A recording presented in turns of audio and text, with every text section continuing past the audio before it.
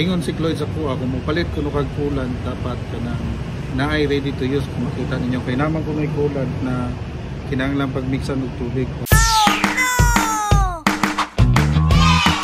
Karon kay atong abrihan ng atuang kuan kani reservoir sa atuang coolant. Kuan ko ba medyo nabalakan ko kay coolant manggod nako.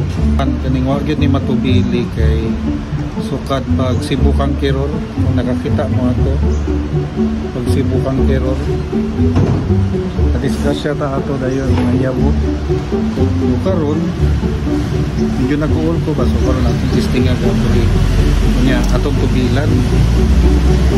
Tara, let's go. So dire sa right side sa naadiri ang kuan ang tangki sa coolant. Itong motor limpyo kayo kaysa ikuan. Let's go itong abrihan. So nara guys, abrihan na nato. Ay, moment of truth.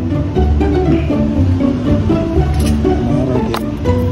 Naadiri ang siglanan ko kaning coolant. So again nato ni matubig. Kasamaan itang Lloyd's gusto man. Opo, okay, sulod. So tara, itong tubilan, pero atong gamiton, syempre, expected na wagin na isulod. Atong gamiton kani. So, ready use na siya na coolant by Prestone.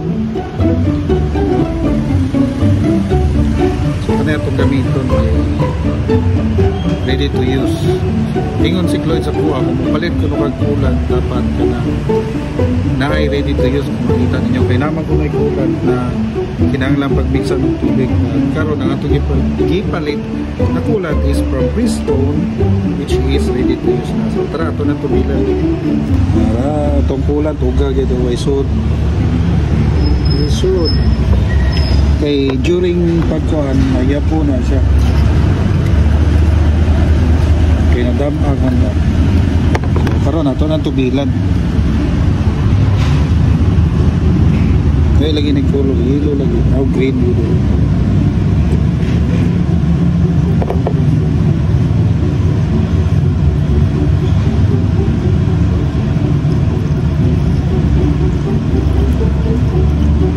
Whoop.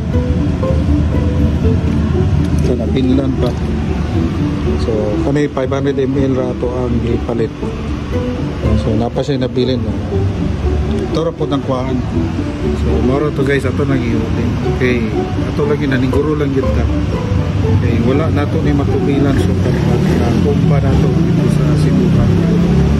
So moro to, ride safe and keep memories. Ride safe and make memories. So haping sa pagbiyahe mga katropa, let's go.